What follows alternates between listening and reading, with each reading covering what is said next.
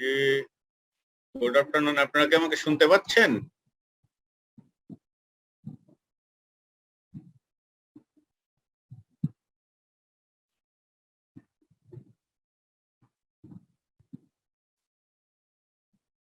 জি sir. শুনতে পাচ্ছেন না? আচ্ছা, এই আজকে হঠাৎ করে কালকে ফোন দিয়ে বলছে যে ক্লাসগুলো একটু দ্রুত শেষ করার জন্য, এই জন্য আজকে শুক্রবারে শিডিউলের বাইরে আপনাদের জন্য আজকে এখন ক্লাস দিচ্ছে। তো সেটা আজকে এখন এই 3:30টার সময়, সেই জন্যই আজকে ক্লাসটা নেওয়া। স্টুডেন্ট 25 মতো, আমি একটু ওয়েট করছি, দেখি আর একটু বাড়ুক, তারপর আমি ক্লাসটা শুরু করি। আমি একটু গুছিয়ে নিয়ে দিকে। ওকে।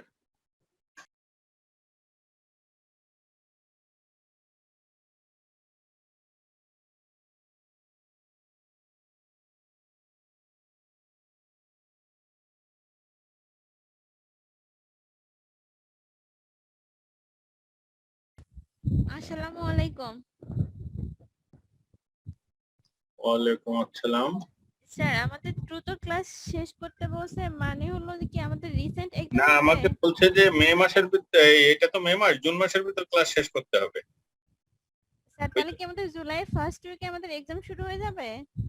এইটা কিছু বলেনি আমাকে, যেহেতু এটা পরীক্ষাটার নামই হচ্ছে জুন 21, এই জন্য জুলাইতে হওয়ার সম্ভাবনাটাই বেশি।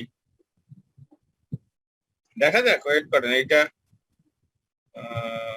অন্য কারণও থাকতে পারে, যে সম্ভাব্য।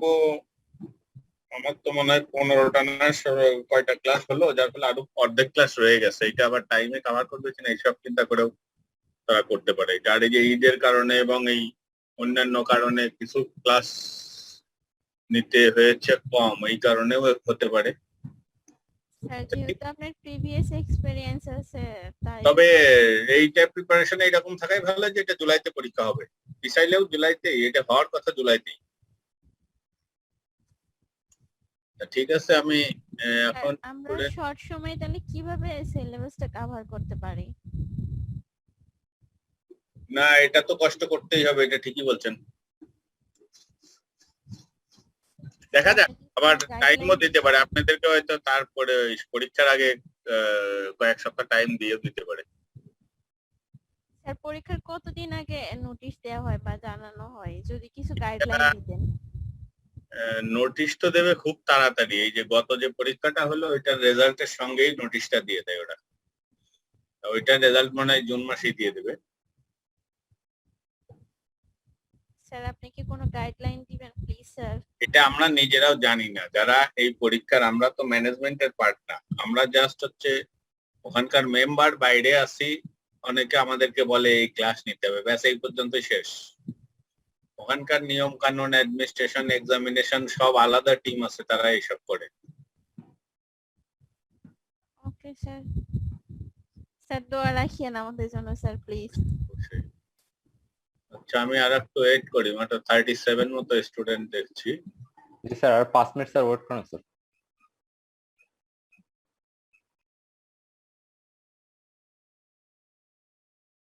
স্যার, আমাদের এই ক্লাসটা কি আজকে শেষ হয়ে যাবে স্যার? এটা স্যার,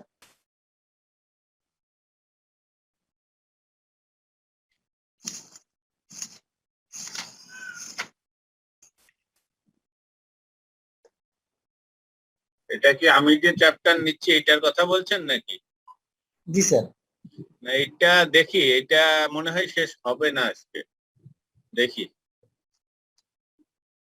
স্যার, দুই একটা আন্ডারস্ট্যান্ডিং এ একটু স্যার, বেসিকে একটু সমস্যা স্যার, মানে দুই একটা জায়গায় একটু যদি বেসিকটা ক্লিয়ার হতো স্যার, তাহলে খুবই ভালো হতো আর কি স্যার। কয়েকটা কোন জায়গায় বলেন তো একটু। দুই একটা ব্যাখ্যা স্যার অস্পষ্ট স্যার। যেমন এগুলো হচ্ছে স্যার আন্ডারস্ট্যান্ডিং স্যার, আন্ডারস্ট্যান্ডিং। যেমন একটা ইকুয়েশন দেয়া আছে, এটা understanding 13। In the equation y = 5 + 4x, what does the 4 টেল আস? এখানে স্যার চারটা অপশনের চারটা ব্যাখ্যা দেয়া আছে স্যার। এগুলা এই অপশন গুলো আপনারা দেখেন না, কারণ এইটা হলো সীমার কোশ্চেনের স্টাইল গুলো ওই রকম। জি স্যার। আপনাদের ক্ষেত্রে এই কোশ্চেনটা দেবে, এখানে রিকোয়ারমেন্টটা কি বলছে? চারটা অপশন, কিসের অপশন দেওয়া আছে? স্যার, একটা মান দেয়া আছে y = 5 + 4x। এখানে বলা আছে এতে বলা আছে y increases by 4 whenever x increases by 1 হুম এতে বলা আছে এখন- y equal 4 when x equal হ্যাঁ 0 যদি স্যার x এর আমার মান যদি মানে x এর কোশ্চেন মান এটা বাড়ানো আসলে হয় তাহলে জানার y জন্য আর কি স্যার কতটুকু বাড়ে? এগুলা ক্লিয়ার না হলে স্যার আসলে ভালো বুঝতেছি না স্যার কি জানেন কেন এটা y equal to 5 plus 4x 4x sir এখানে কি বিষয়টা কি এরকম যে আমরা যদি x এর মান 1 এ উন্নীত করি হ্যাঁ এক বাড়াই তাহলে y এক 4 বাড়াই বৃদ্ধি তাহলে করতে y হবে এর মান কেন? কত বাড়বে? এইটা আসলে ইকুয়েশনটা দেখেই বোঝা যায়। এটা দেখেন y equal to mx plus c, এই ফর্মুলার মতো একটা ইকুয়েশন।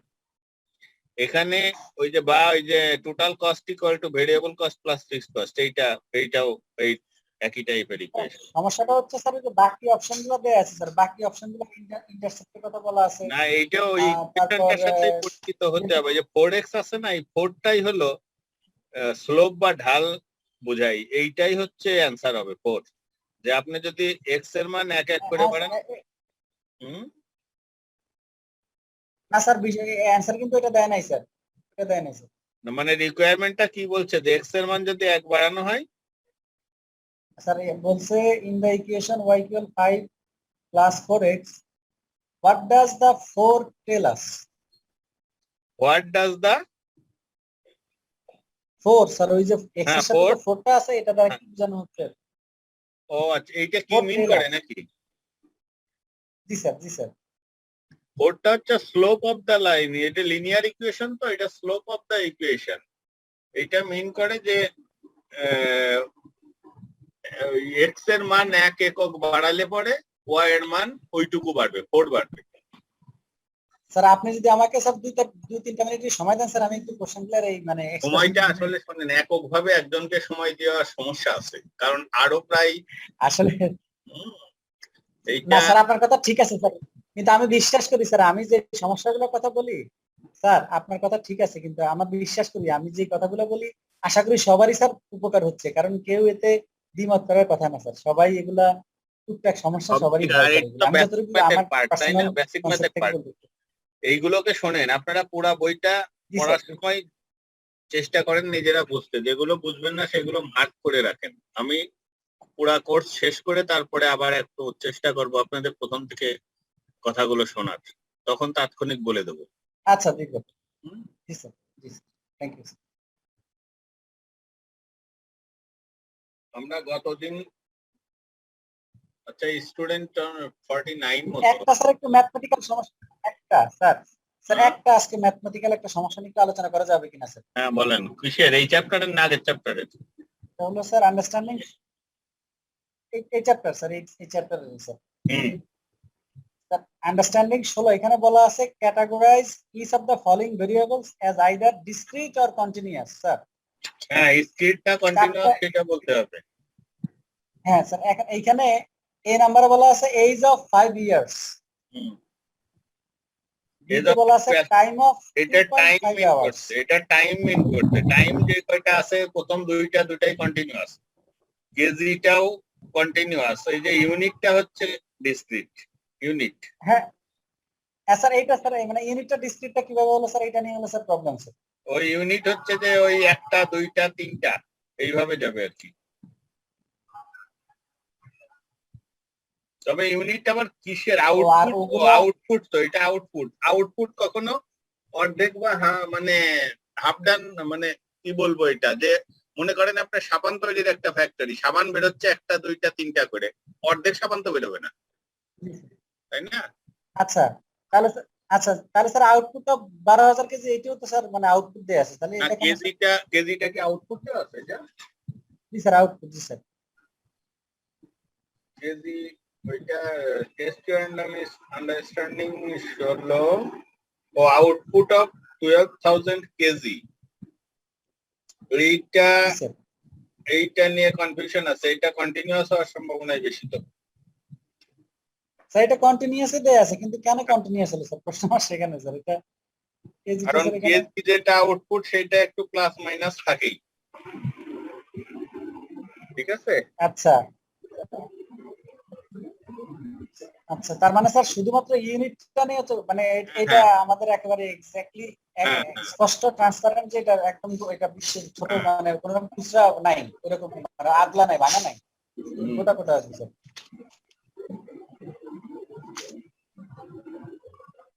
আচ্ছা, এইটা আমরা একটু দেখি, এরপরে আমরা এই পর্যন্ত গত ক্লাসে হয়ে গিয়েছিল, আমি শুরু করি। স্যার এই চ্যাপ্টারটার নাম কি স্যার? আমি গত ক্লাসে ছিলাম না তো স্যার, একটু যদি বলতেন। না, গত ক্লাসে না থাকলে এটা আপনি মিস করছেন।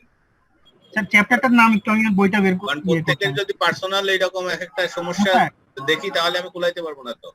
না স্যার চ্যাপ্টারটার নাম, শুধু চ্যাপ্টারটার নাম জানতে চাচ্ছিলাম এটার নাম summarising and analysing data 1। One sir, thank you sir.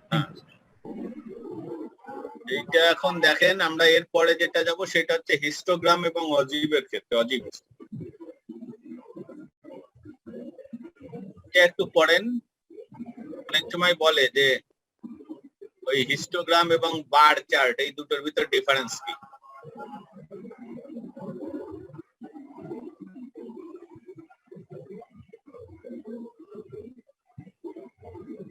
আপনাদের এই একটা বই একটু দেখানোর চেষ্টা করি। এটা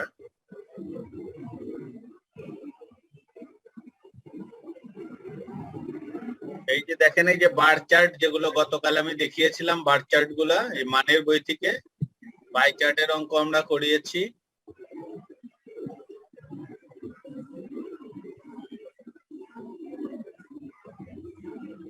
এরপরে আছে ফ্রিকোয়েন্সি। আচ্ছা, এটা গেল। এবার আছেন হিস্টোগ্রামের ক্ষেত্রে।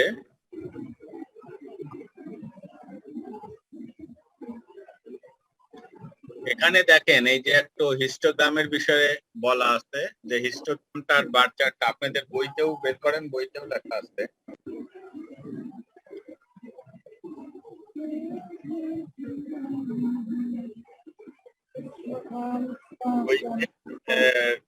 এইটা হচ্ছে আর্টিকেল 8 আছে, হিস্টোগ্রাম এন্ড অজীব। এখানে দেখেন হিস্টোগ্রামের বিষয়ে যা লেখা আছে আমার স্লাইডেও ঠিক সেইটাই, বইতে যেটা আছে স্লাইডে সেইটাই দেওয়া আছে।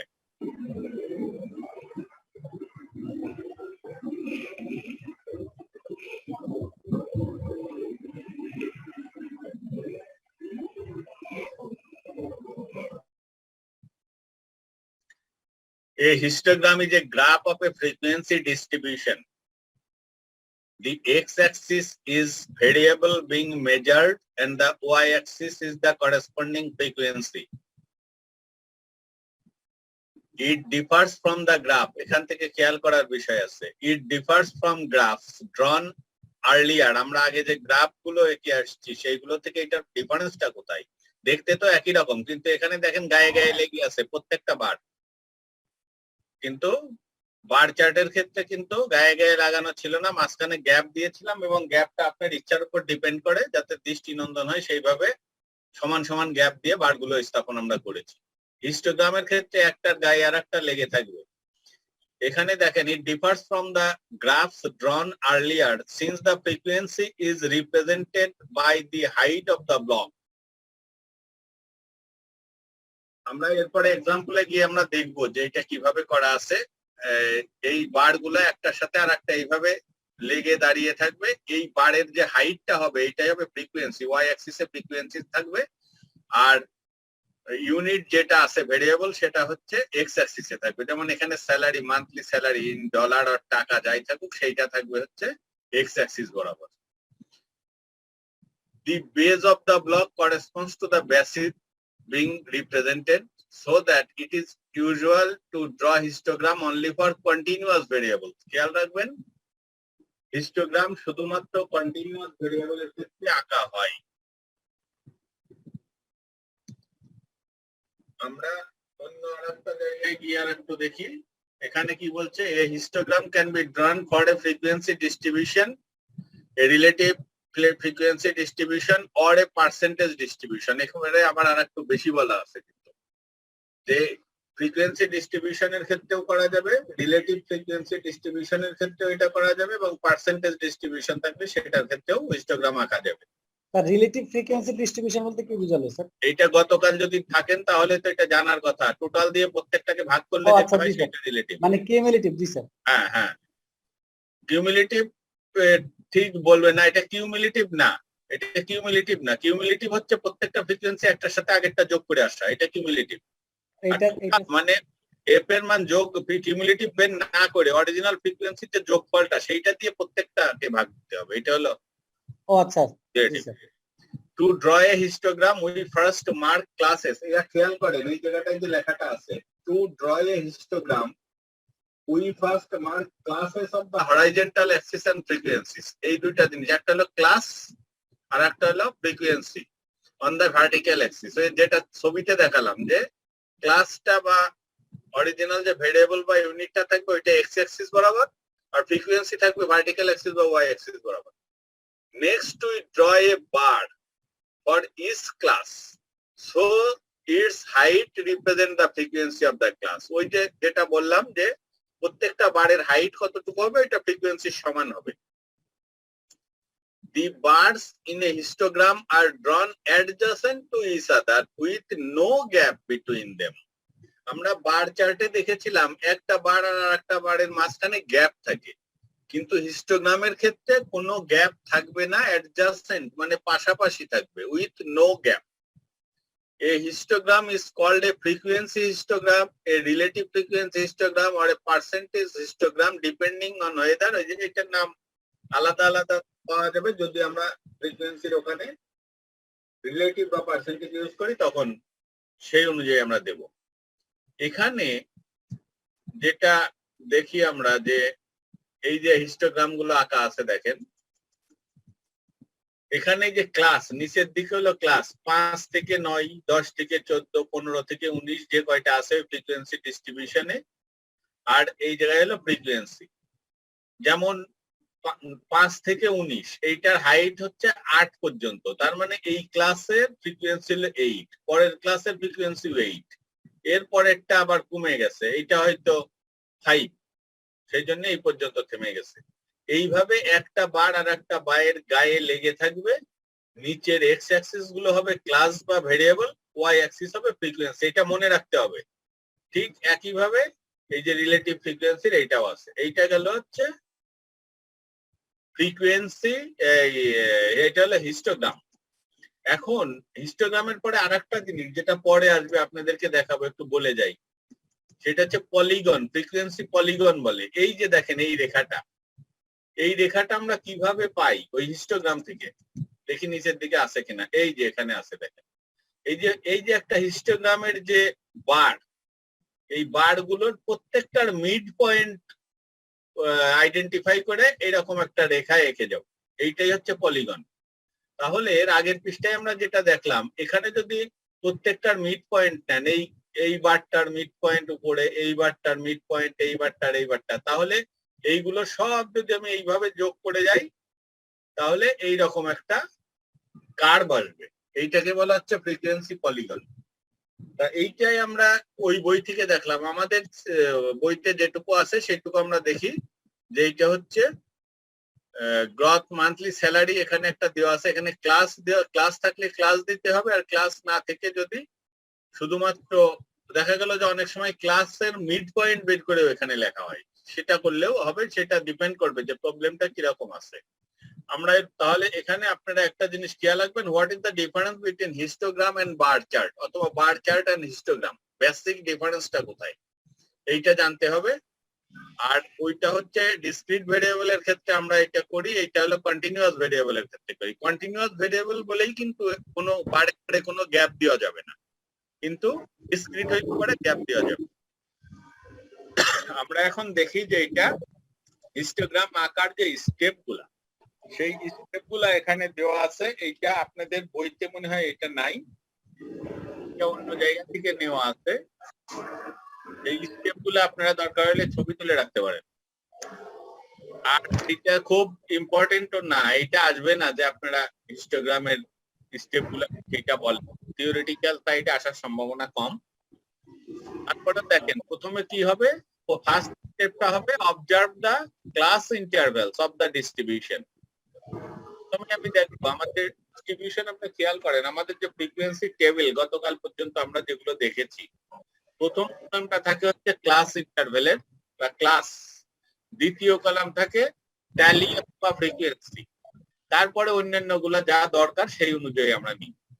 এখানে বলতে প্রথমেই দেখতে হবে যে এইটা ক্লাসটার ধরনটা কিরকম? If they are not overlapping or discontinuous, change them into overlapping or continuous. যদি দেখা যায় যে এটা কন্টিনিউয়াস না, তাহলে কন্টিনিউয়াস করে নিতে হবে। এরকম আমি একটু বলি, শোনেন শুধু। মনে করেন একটা ক্লাস আছে 5 to 10, তারপরেরটা আছে এই 11 to 15 এরকম মনে করেন আছে, বা 6 to 10, 11 to 15 এরকম আছে। তাহলে একটা 10 এ শেষ হলো, পরেরটা 11 এ শুরু হলো, তাহলে 10 থেকে 11 এখানে একটা গ্যাপ রয়ে গেছে, অতএব এইটা কন্টিনিউয়াস না। এইটাকে কন্টিনিউয়াস করার জন্য আমরা যেটা করব সেটা হচ্ছে, এটা ওই যে 6 to 10 আছে ওইটাকে আমরা 5.5 to 10.5 করে নেব। শুরুর নাম্বারটাকে 0.5 কমিয়ে দেব, শেষের নাম্বারটাকে 0.5 বাড়িয়ে দেব, তাহলে আমার ক্লাসটা ঠিকই থাকলো, ক্লাস ইন্টারভেলটা। আর পরের ক্লাসটা 11 যেটা ছিল এটাও 10.5 হয়ে যাবে। তাহলে প্রথম ক্লাসের শেষেও 10.5 পাচ্ছি, দ্বিতীয় ক্লাসের প্রথমেও 10.5 পাচ্ছি, অর্থাৎ দুটোর একই হয়ে যাচ্ছে, তখন এটা কন্টিনিউয়াস হয়ে যাচ্ছে। এইভাবে আমরা ক্লাসটার দিকে তাকিয়ে এটা যদি ডিসকন্টিনিউয়াস থাকে এটাকে পরে আরেকটা কলাম দিয়ে কন্টিনিউয়াস করে নেব। তারপরে দেখবো locate the class boundaries on the X axis. ওই যে 5.5 থেকে 10.5 এই ক্লাস বাউন্ডারি গুলো আমরা এক্স অ্যাক্সিস বরাবর সাজিয়ে যাব। Construct a vertical rectangle on each of the line segment representing a class। ওর উপরে আমরা একটা বার তৈরি করব। তারপরের পয়েন্টটা দেখেন, পুট এ কিঙ্ক মার্ক। কিঙ্ক মার্ক কি, এটা আমরা গ্রাফে যাই দেখাবো।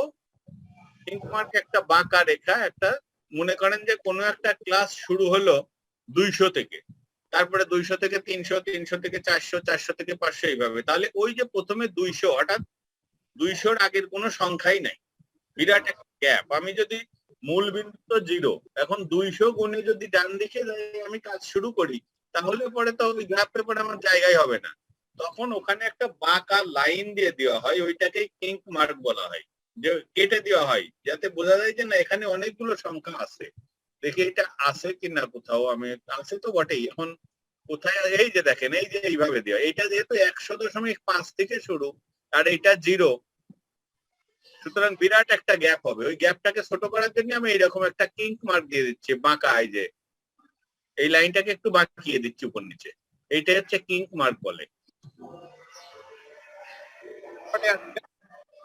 এক্সাম্পল আমরা একটা দিয়ে শুরু করি, দেখেন এই এক্সাম্পলটা আপনাদের বইতে আছে কিনা।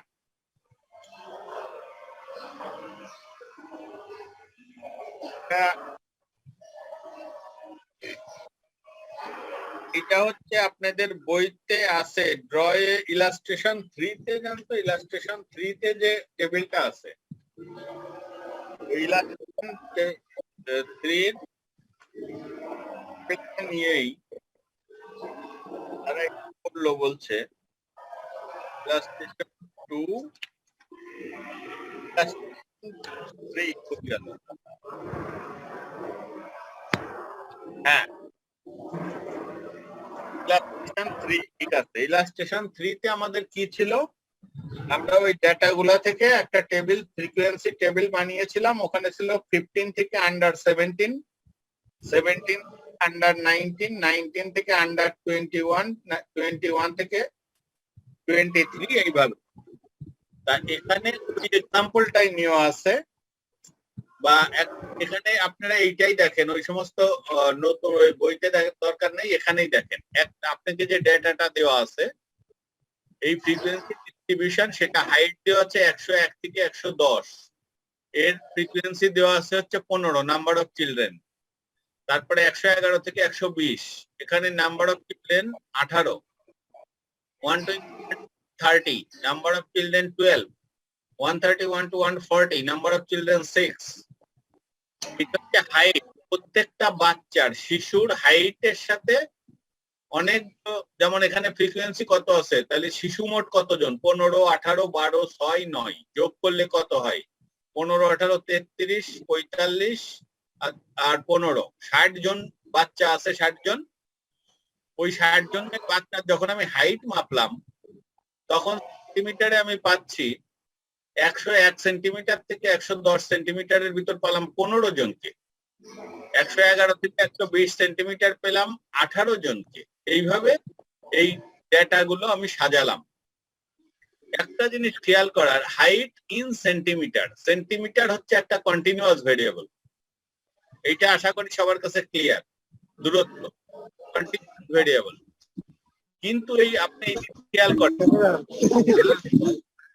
আপনারা মিউট করাই নিয়েন সবাই, ডিস্টার্ব হচ্ছে যারা সাউন্ড আসছে যেখান থেকে। দেখেন 110 থেকে এই যে 101 থেকে 110 প্রথম শ্রেণীটা, প্রথম ক্লাসটা, দ্বিতীয় ক্লাসটা 111 থেকে 120। তাহলে দেখেন কিন্তু এইটা তো কন্টিনিউয়াস ভেরিয়েবল রিপ্রেজেন্ট করছে না, কারণ যেটা 110-এ শেষ হলো আবার পরের ক্লাস 111-তে শুরু হলো, তাহলে মাঝখানে যে 1 সেন্টিমিটারের খবর নেই, কেউই নাই। কিন্তু ওখানে কি কোনো বাচ্চা নাই? অবশ্যই আছে। তাহলে এটা একটা কন্টিনিউয়াস হিসেবে রিপ্রেজেন্ট হয়েছে, এটাকে কন্টিনিউয়াস করে নিতে হবে। কন্টিনিউয়াস করতে গেলে আপনার যেটা 110 আছে এটাকে 110.5 করব, 111 থেকে 0.5 কমিয়ে 110.5 করব, এই দুটোকে সেম করে দেব। এইভাবে প্রত্যেকটা করতে হবে। সেটাই আমরা একটু দেখি পরেরটাই। আপনারা ঠিকটা দেখেন।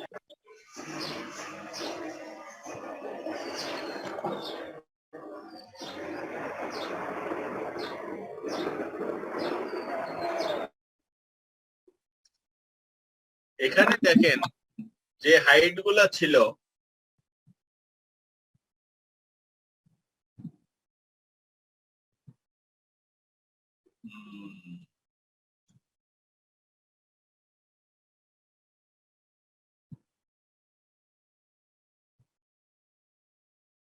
এখানে দেখেন যে হাইট গুলো আসলে 110 থেকে 111, আমি 110 কে 0.5 বাড়িয়ে দিলাম আর 111-কে 0.5 কমিয়ে দিলাম, তাহলে গ্যাপ কিন্তু সেম থেকে গেল। আগে যেমন 100 থেকে 111 ছিল, বিয়োগ করলে হতো 11, 100 থেকে 111, ইয়েস, এই কত ছিল এটার আগের স্লাইডটাই, 101 থেকে 110 বিয়োগ করলে হতো 9, তাই না? 9 হতো। এখানেও কিন্তু দেখেন বিয়োগ করলে কিন্তু 9ই হবে, কিন্তু দুটো সংখ্যাকে আমি একটু চেঞ্জ করে দিলাম। কেন চেঞ্জ করলাম? কন্টিনিউয়াস করার জন্য, যাতে প্রথম শ্রেণীর শেষ বাউন্ডারি পরবর্তী শ্রেণীর স্টার্টিং বাউন্ডারি সেম হয়। প্রত্যেকটা দেখেন তাই হয়ে গেছে এখানে। এইটা করার পরে আপনাকে হিস্টোগ্রাম আঁকতে হবে, কারণ এইটা যদি না করেন তাহলে একটা বারের সাথে আর একটা বার লাগবে না, ওই যে মাঝখানে কিন্তু এক গ্যাপ থেকে যাবে। যেমন আপনি যদি এইটা দেখে হিস্টোগ্রাম আঁকতে যেতেন তাহলে দেখতেন 101 থেকে 110 পর্যন্ত এক্স অ্যাক্সিসে একটা বার আঁকলেন, তারপরে আবার এক গ্যাপ দিয়ে 111 শুরু করতে হচ্ছে, কিন্তু হিস্টোগ্রামের ক্যারেক্টারিস্টিক্স বলে কোনো গ্যাপ থাকবে না। অতএব এইটাকে এইভাবে করে নিতে হবে। এই পর্যন্ত কি বোঝা যাচ্ছে সম্পূর্ণ কি বললাম? জি স্যার। এখন এইটাকে আমি কিভাবে আঁকবো? আমি জানি যে হিস্টোগ্রামের ওয়াই অ্যাক্সিস বরাবর ফ্রিকোয়েন্সি থাকে। ওয়াই অ্যাক্সিস ফ্রিকোয়েন্সি মানে হচ্ছে নাম্বার অফ চিলড্রেন। এখানে হাইয়েস্ট আছে 18, তাহলে আমি ওয়াই অ্যাক্সিস বরাবর 0 থেকে শুরু করে 18 পর্যন্ত নিলাম। কেউ যদি 20 পর্যন্ত নেন তাতেও সমস্যা নেই, কিন্তু কম নিলে হবে না। আর এখানে এক্স অ্যাক্সিস বরাবর যাবে এই ক্লাসগুলা। এক্স অ্যাক্সিস বরাবর ক্লাসের শুরুই হচ্ছে 100.5 থেকে 110.5। এখন গ্রাফ পেপারে যদি আপনি 0 দেখে তারপরে 100 খুঁজতে যান 1 2 3 4 করে, দেখবেন যে ওই গ্রাফ পেপারে জায়গা পাওয়া যাচ্ছে না। সেই জন্যই এইরকম একটা কিঙ্ক মার্ক দিয়ে ইমিডিয়েট পরে থেকেই আপনি ইমিডিয়েট পরের একটা পয়েন্টেই একটা, ওখানে যে স্কোয়ার বা বর্গক্ষেত্র থাকবে তার একটা পয়েন্টে এক্স অ্যাক্সিসের উপর লিখে দেবেন 110.5। ঠিক এখান থেকে এটা কয় ঘর পরে আছে? 10 ঘর পরে। ঠিক 10 ঘর পরে গিয়ে আর একটা ফোঁটা দেবেন, এটা 110.5। তাহলে প্রথম বারের বেস তৈরি হয়ে গেল। এইটার পরে প্রথমবারের ফ্রিকোয়েন্সি ছিল 15, তাহলে এই দুটো পয়েন্টের উপরে আপনি একটা রেক্টাঙ্গেল থাকবেন, হাইট দেবেন 15 পর্যন্ত, এই যে 14 আর 16, তাহলে 15 এর মাঝখানে দিয়ে এই রেক্টাঙ্গেলটা কমপ্লিট করলেন। প্রথম শ্রেণীর কাজ শেষ। এবার দ্বিতীয় শ্রেণী জানার শুরু হলো 110.5, যেটা আগের ক্লাসে শেষ ছিল। তার মানে প্রথম পয়েন্ট দেওয়াই আছে, ওইটা দেওয়া লাগবে না। শেষ পয়েন্টটা দেবেন 120.5। এইরকম 1 2 3 4 করে গুনে 10 ঘর পরে 120.5 দিলেন, দিয়ে এইটার ফ্রিকোয়েন্সি 18। আবার এই জায়গাটায় সোজা উপরের দিকে 18 পর্যন্ত চলে যাবেন, এই সোজা এদিকে। আর এইটাকে এই পর্যন্ত তো আঁকাই ছিল আগে, এখন এইটুকু বাড়িয়ে দিবেন, দিয়ে এই টপটা ক্লোজ করে দেবেন। ব্যাস, দ্বিতীয় শ্রেণীর কাজ শেষ। এইভাবে প্রত্যেকটা শ্রেণীর জন্য যখন বারগুলো হয়ে যাবে তখন এইটা একটা আপনার হিস্টোগ্রাম হয়ে গেল। তখন এই গ্রাফ পেপারে লিখবেন, এখানে হচ্ছে যে ফ্রিকোয়েন্সি, আপনার এখানে তার ফ্রিকোয়েন্সি লেখা নেই, আপনার এখানে লেখা আছে নাম্বার অফ চিলড্রেন, অতএব আপনি লিখবেন নাম্বার অফ চিলড্রেন। আর নিচে কি লেখা হাইট ইন সেন্টিমিটার, ওইটা লিখবেন এক্স অ্যাক্সিস বরাবর হাইট ইন সেন্টিমিটার। টিক চিহ্ন ওই দিক দিয়ে বোঝাচ্ছে যে কম থেকে ওই দিকে বেড়ে গেছে, এইটাও টিক চিহ্ন ওয়াই অ্যাক্সিসে, মানে ছোট থেকে বড় ওই দিকে গেছে। এই হচ্ছে হিস্টোগ্রাম আঁকা কমপ্লিট। স্যার এখানে যে ফ্রিকোয়েন্সির ব্যবধান কি 2 ঘর করে থাকবে অল টাইম, মানে এখানে 2 4 6 8 এভাবে করা? কোনটা কোনটা? নাম্বার অফ চিলড্রেনের ব্যবধান যেটা। না, এটা স্কেলটা এখানে 2 করে দেখানো আছে, এই ডেটার উপর ডিপেন্ড করে।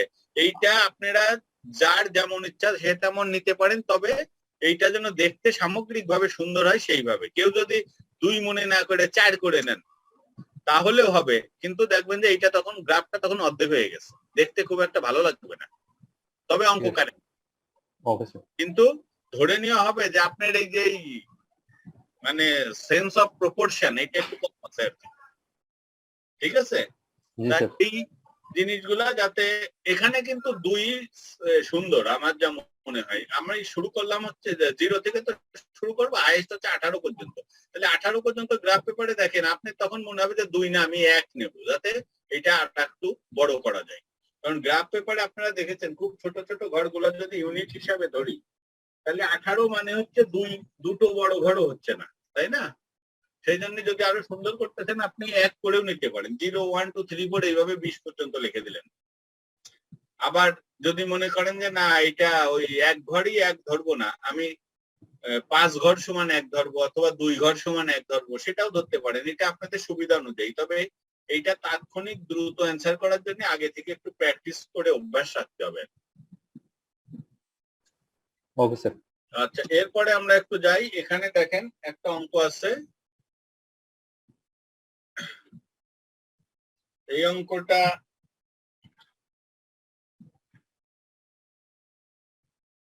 In order two assist management, এটা হচ্ছে ওই এর আগে এই এক্সাম্পল দিয়ে আমরা অন্য অঙ্ক করে আসছি। এখন এইটা আমি বইতে একটু দেখে নিই কোথায় আছে।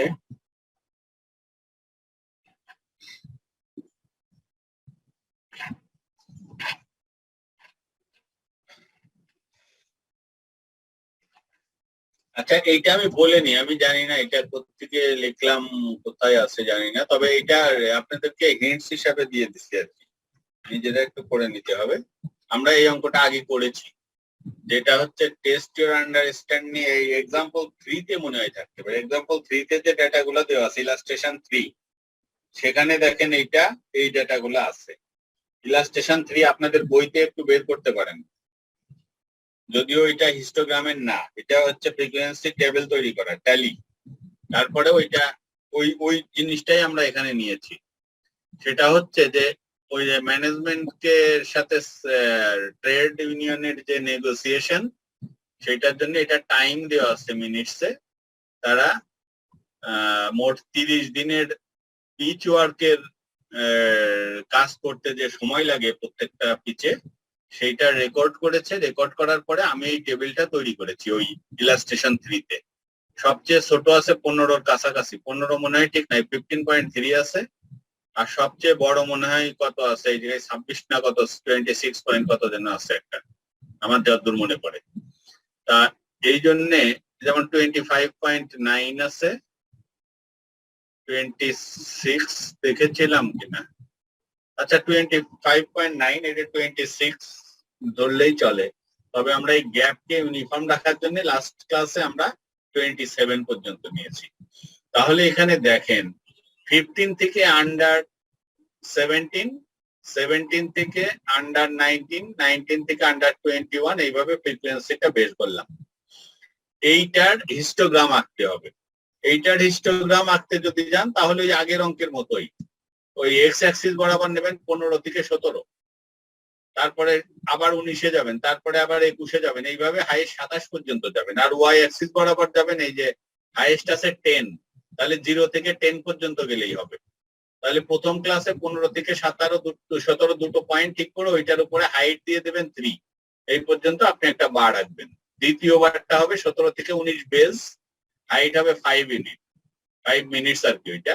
তৃতীয়টা হবে 19 থেকে 21, হাইট হবে 10, এইটাই হবে ম্যাক্সিমাম।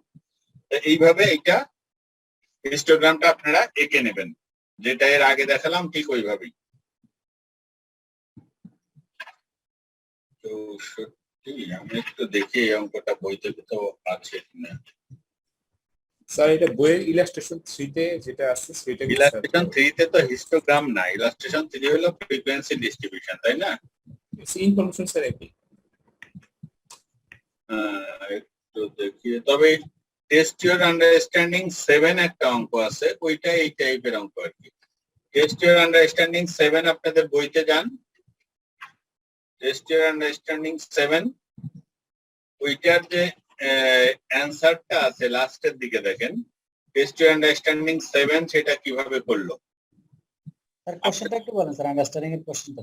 টেস্ট ইউর আন্ডারস্ট্যান্ডিং 7 এ বলছে plot the histogram for the following distribution, time taken to complete repeated task. ওই যে এই অঙ্কটার মতোই 10 থেকে 20, 20 থেকে 30 পেয়েছেন নাকি? জি স্যার পেয়েছি।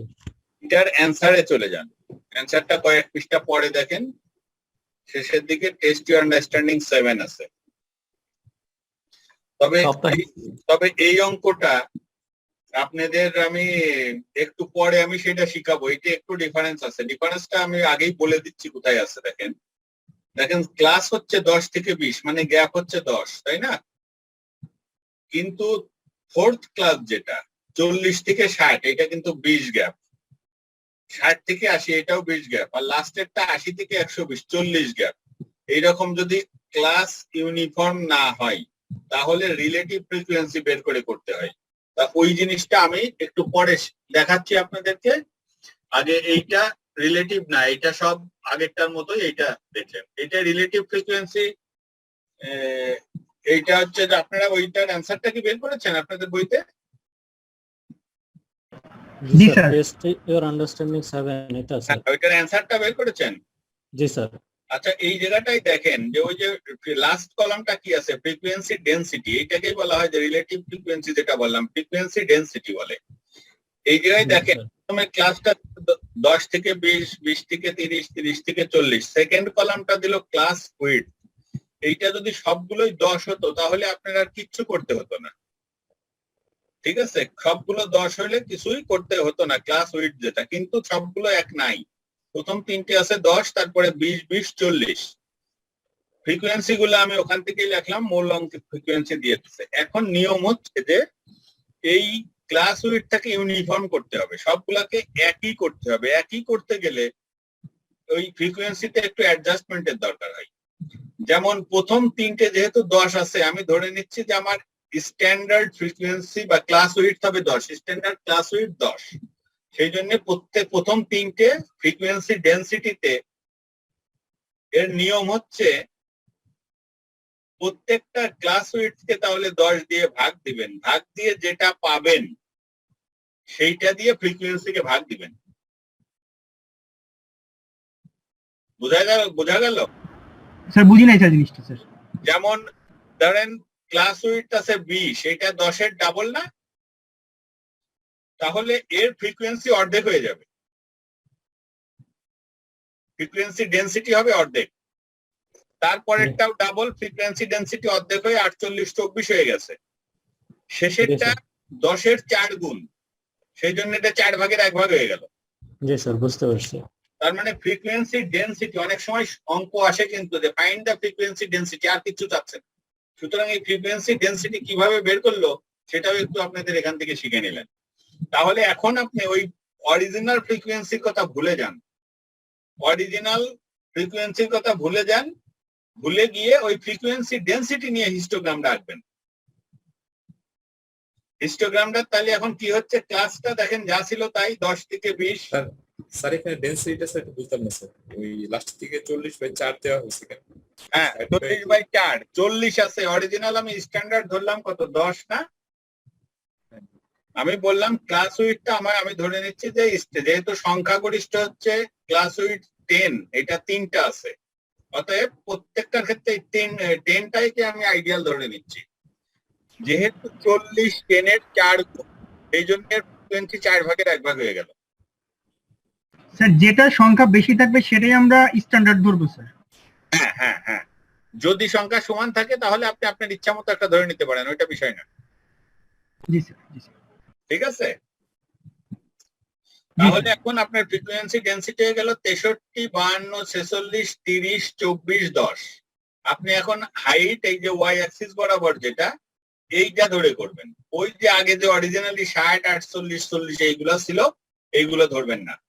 তাহলে এক্স অ্যাক্সিস বরাবর এখানেও কিঙ্ক মার্ক একটা দিয়ে নিতে পারতেন, এরা শুরুই করছে 10 দিয়ে, যেহেতু আমার ক্লাস উইড 10, আপনারা এখানে 0 দিয়ে শুরু করতে পারেন, তারপরে একটা কিঙ্ক মার্ক দিয়ে কিছুটা গ্যাপ দিয়ে 10 শুরু করতে পারতেন।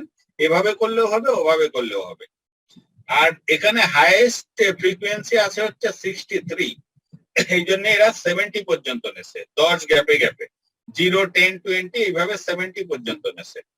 প্রথম ক্লাসটা হচ্ছে 10 থেকে 20, তাহলে 10 এবং 20 পর্যন্ত গিয়ে আর একটা পয়েন্ট দিয়ে এই দুটোর উপরে আমি একটা বার আঁকলাম, যেটার হাইট হবে 63, মানে 60 এর পরে আরো 3 ঘর যাবে, ব্যাস এটা কমপ্লিট। তারপরে 20 থেকে 30, এইটার ফ্রিকোয়েন্সি হচ্ছে 52, 30 থেকে 40 এটার হচ্ছে 46, 40 থেকে 60 ক্লাস।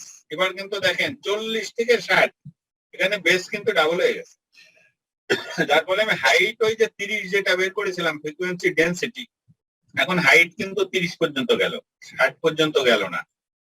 পরেরটা 60 থেকে 80, এটারও হাইট 24, একদম শেষেরটা 80 থেকে 120, বেস কিন্তু অনেক চওড়া, হাইট কমে গেছে, 4 ভাগের 1 ভাগ 10-এ চলে গেছে। 10-এ, জি স্যার। এই জিনিসটা আপনারা একটু খেয়াল রাখবেন হিস্টোগ্রাম আঁকার সময়, যদি ইউনিফর্ম বা আইডেন্টিক্যাল ক্লাস উইডথ না হয় তাহলে এই ফ্রিকোয়েন্সি ডেনসিটি আপনাদেরকে বের করে নিতে হবে। আশা করি ব্যাপারটা সবার কাছে, এটা ভুলবেন না কিন্তু। ফ্রিকোয়েন্সি যদি এই ক্লাস উইডথ যদি আলাদা আলাদা হয় তাহলে ফ্রিকোয়েন্সি ডেনসিটি বের করে নিতে হবে। আমরা ওই এক্সাম্পলটা থেকে দেখলাম, দেখি এর পরে হয়তো আরো এই ধরনের অঙ্ক থাকতে পারে এখানে, যদি আসে আমি দেখবো। এরপরে আমরা টপিক চেঞ্জ করি, হিস্টোগ্রাম এন্ড অজিব ছিল, এখন আমরা অজিবে যাই। হিস্টোগ্রাম এন্ড অজিব, ওখানে হিস্টোগ্রাম সম্পর্কে আলাপ করেছি, এখন অজিব সম্পর্কে আলাপ করছি। অজিব তো একটা কন্টিনিউয়াস ভেরিয়েবল একটা গ্রাফ, এইটা আপনাদের বইতে দেখেন আছে ওই একই ওই হিস্টোগ্রামের পরপরই আছে।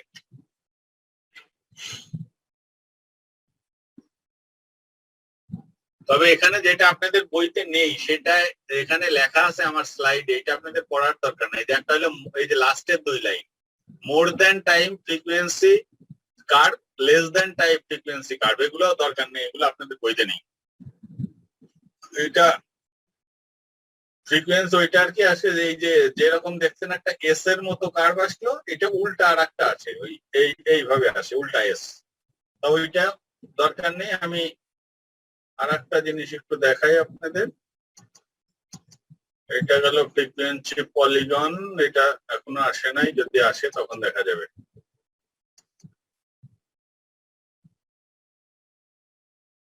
এই যেমন এখানে একটা ফ্রিকোয়েন্সি টেবিল দেখেন, 1 থেকে 1.5, 1.5 থেকে 2, এটা কন্টিনিউয়াসলি দেওয়া আছে, যেহেতু একটা শেষ আর একটা শুরু একই কন্টিনিউয়াস দেওয়া আছে। ওই যে আগের যে বড় অঙ্কটা দেখালো সেইটা, তার মানে হচ্ছে যে এখানে কিন্তু অঙ্ক আপনাকে দেশে এই যে এটা বিরাট অঙ্ক দেশে, এখানে অনেকগুলো।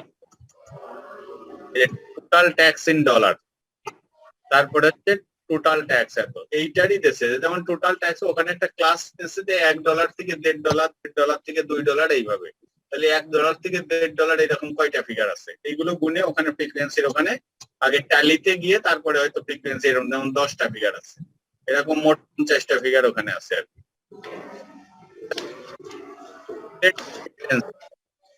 রিলেটিভ ফ্রিকোয়েন্সি মানে হচ্ছে নিচেই সাম থাকবে 1, তার মানে হচ্ছে এই যে 50, এই 50 দিয়ে সবগুলোকে ভাগ করবেন, 50কে 50 দিয়ে ভাগ করলে নিচেই হয় 1, আর 50 গুলোকে ভাগ করলে এগুলো হয়, এইটাকে বলা হচ্ছে রিলেটিভ ফ্রিকোয়েন্সি। ফ্রিকোয়েন্সি ডেনসিটি ওইটা বলা যায়, সমস্যা নেই। আবার এটাকে 100 দিয়ে গুণ দিলে পার্সেন্টেজ বেড়ে গেল, এটাকে বলা হচ্ছে পার্সেন্টেজ ফ্রিকোয়েন্সি।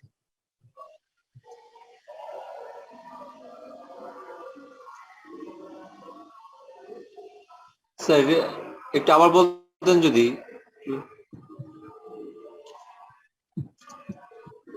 এই যে সব হিস্টোগ্রামের অবস্থা দেখেন, আমি একটু পরে যখন অজিবের দিকে যাচ্ছি দেখি অজিবটা এরপরে আছে কোথায়।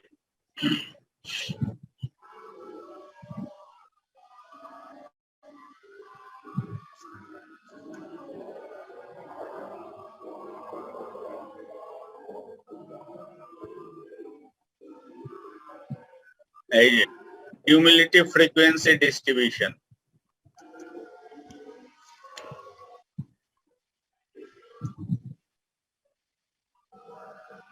কিউমুলেটিভ ফ্রিকোয়েন্সি ডিস্ট্রিবিউশন বা অজিব যেটাকে বলা হয়, এটাকে বোঝাই যায় যে শুধু ফ্রিকোয়েন্সি না, এটা ফ্রিকোয়েন্সিটাকে কিউমুলেটিভ করতে হবে।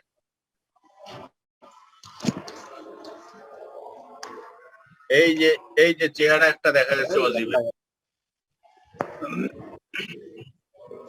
কি করতে গিয়ে কি হয় আমি বলে দেবো কিভাবে আঁকতে হবে, আপনারা শুধু চেহারা এইটার ছবিটার দিকে, যেমন এই যে ডেফিনেশন দেওয়া আছে, an ogive is a curve drawn for the cumulative frequency distribution, এই কথাটা খুব important. by joining with straight lines the dots marked above the upper boundaries of classes at heights equal to the cumulative frequencies of respective class।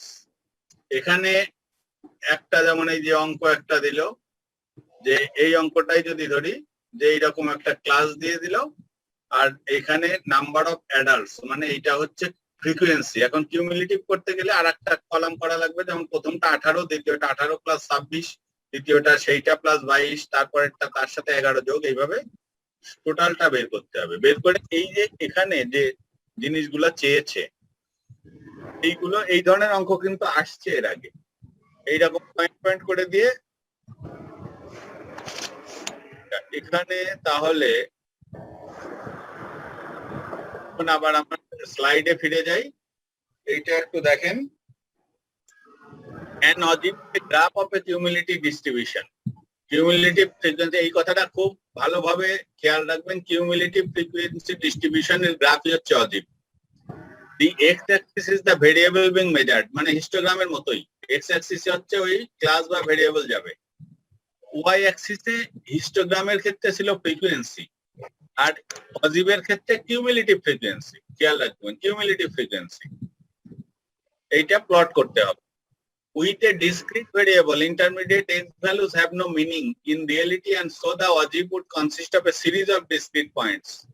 It is usual that এটা দরকার নেই আপনাদের। With a continuous variable এটা গেল, there is two type of, এই two type ও দরকার নেই, আপনারা শুধু খেয়াল রাখেন যে এই যে অজিবের চেহারাটা কিরকম দেখা যায়, দরকার নেই। এই অজিব কিভাবে আঁকে সেইটা একটু দেখেন। মেথড অফ কনস্ট্রাক্টিং অ্যান অজিব, এটা কিভাবে আঁকবেন। প্রথমেই বলছে prepare a frequency distribution table with overlapping class. দেখেন উইথ ওভারল্যাপিং ক্লাস তার মানে হচ্ছে প্রথমটার শেষ যে সংখ্যাটা থাকবে, দ্বিতীয়টা শুরু থাকবে সেই সংখ্যাটা, এইটাকে বলে ওভারল্যাপিং ক্লাস। যেমন 1 থেকে 5, তারপরেরটা হবে 5 থেকে 10। তাহলে এই যে প্রথমটাই 5 দিয়ে শেষ হলো, দ্বিতীয়টা 5 দিয়ে শুরু হলো, এই 5 দুটো ক্লাসেই আছে, এই জন্য বলা হয় ওভারল্যাপিং ক্লাস ইন্টারভ্যাল। এটা গেল আগে ওইভাবে একটা ফ্রিকোয়েন্সি ডিস্ট্রিবিউশন তৈরি করে নিতে হবে। তারপরে ওই ফ্রিকোয়েন্সিটাকে কিউমুলেটিভ আর একটা কলাম করে কিউমুলেটিভ ফ্রিকোয়েন্সিটা বের করতে হবে। কিউমুলেটিভ ফ্রিকোয়েন্সি বের করলেই কিন্তু আমার মোটামুটি টেবিলের কাজ শেষ। এখন আমাকে গ্রাফ পেপারে যেতে হবে।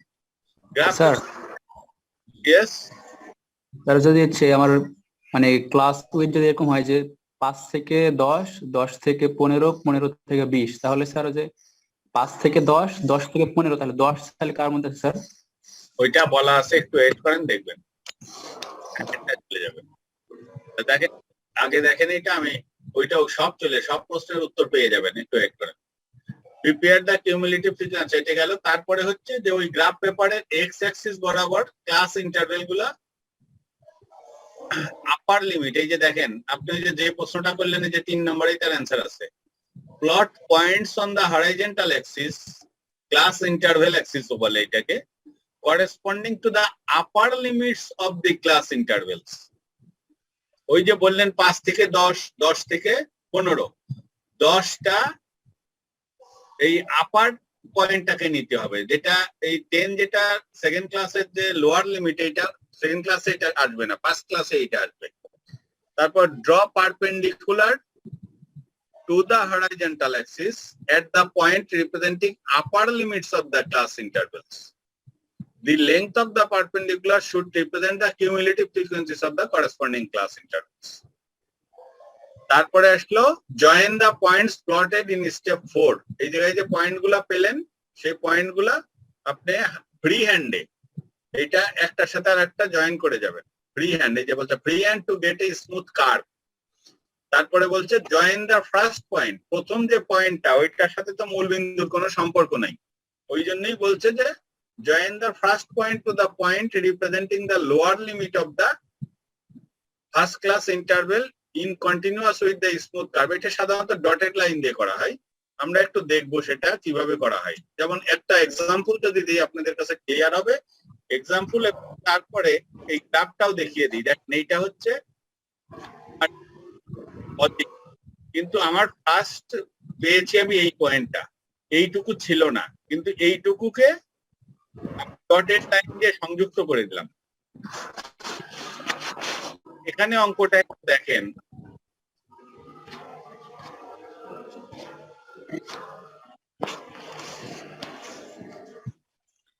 আমার হাত লাগে কই যাই